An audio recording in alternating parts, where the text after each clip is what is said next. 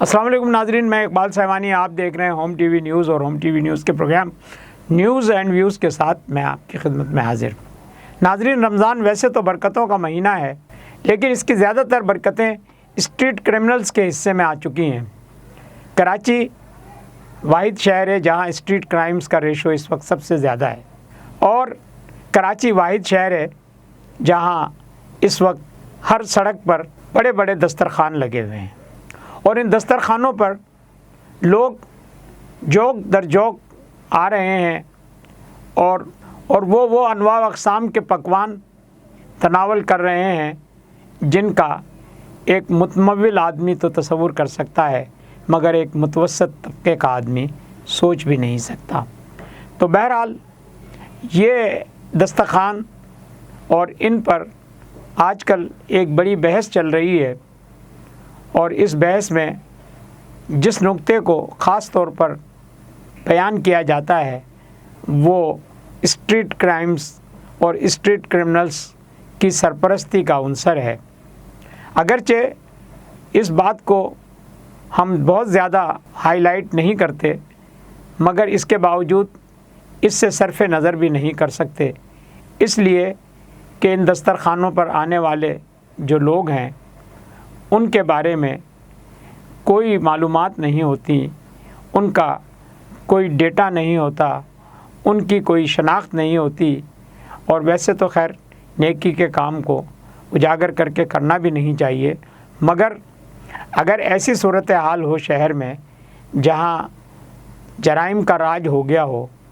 तो वहाँ ऐसे पब्लिक प्लेटफार्म्स पर कुछ ना कुछ नज़र रखनी ज़रूरी हो जाती है। तो ये जो सूरत हाल इस वक्त चल रही है, रमज़ानुल मुबारक में बेपनाह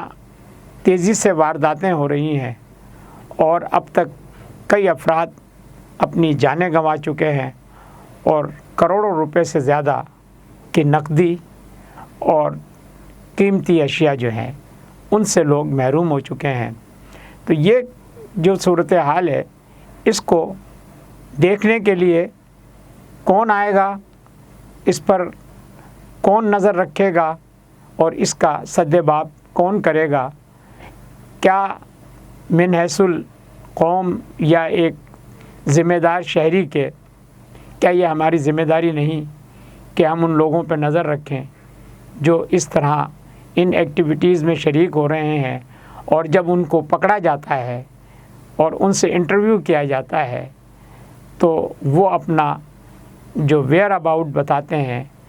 वो ये बताते हैं कि वो सड़कों पर सोते हैं और दस्तरखानों से खाना खाते हैं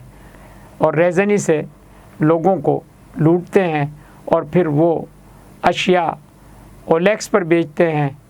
या मुख्तलिफ़ ऐसे ठिकानों पर बेच देते हैं, या ऐसे लोगों को दे देते हैं जो इस तरह की चीज़ें ख़रीदते हैं। लेकिन इस सारी सूरत हाल में एक आम शहरी का क्या कसूर है?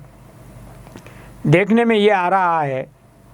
कि बाज़ारों में भी अब लोग नकदी ले जाते हुए डरते हैं, और बाज़ारों में वो रौनकें जो होनी चाहिए वो कहीं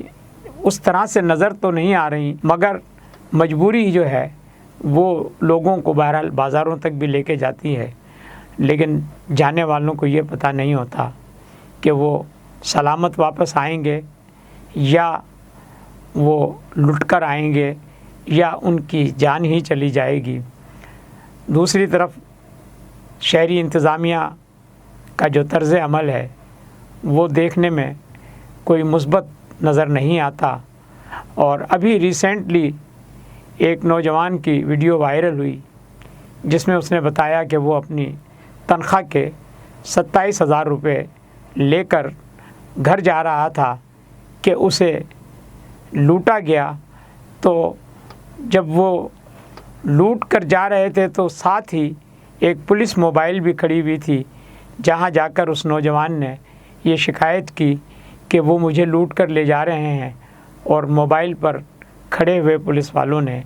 ना उसकी बात सुनी, ना उन मुजरिमान का ताक़ुब किया जो उस नौजवान को लूट कर जा रहे थे। तो ये जो सूरत हाल है, इससे لوگوں میں ان محافظین کے بارے میں کیا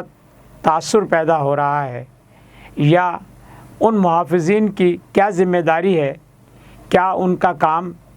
صرف سڑک پر موبائل کھڑی کرنا ہے اور اس کے بعد وہ کسی کی داد رسی کرنے کے لیے ایک قدم آگے بڑھانے کو تیار نہیں ہے، یا ان کی صرف ڈیوٹی یہیں تک محدود ہے کہ بس وہ کھڑے رہیں اور ان کے سامنے اگر جرائم ہو رہے ہوں تو وہ اس پر اپنی خاموشی اختیار کر کے اور صرف نظر کرتے رہیں؟ یہ صورتحال شہریوں میں جس عدم تحفظ کو جنم دے رہی ہے، اس کا آگے جا کر کیا نتیجہ نکلے گا کوئی کچھ نہیں کہہ سکتا۔ لیکن کراچی دن بہ دن کرمنلز کے نرغے میں آتا جا رہا ہے، اور عام شہری کے لیے گھر سے نکلنا اتنا دشوار ہو گیا ہے کہ وہ جاتے ہوئے بھی یہ سوچتا ہے کہ وہ گھر سے نکلے اور اپنا کوئی کام کر کے آئے، اور اگر نکل جاتا ہے تو پھر یہی دعائیں کرتا ہے کہ وہ خیر سے گھر جائے۔ لیکن دوسری طرف انتظامیہ اور شہری انتظامیہ دونوں ہی بالکل بے بس و لاچار نظر آتی ہیں۔ دیکھتے رہیے ہوم ٹی وی نیوز، اور ہوم ٹی وی نیوز کو لائک، سبسکرائب اور پروگرام پر اپنی رائے کا اظہار کرنا نہ بھولیے گا۔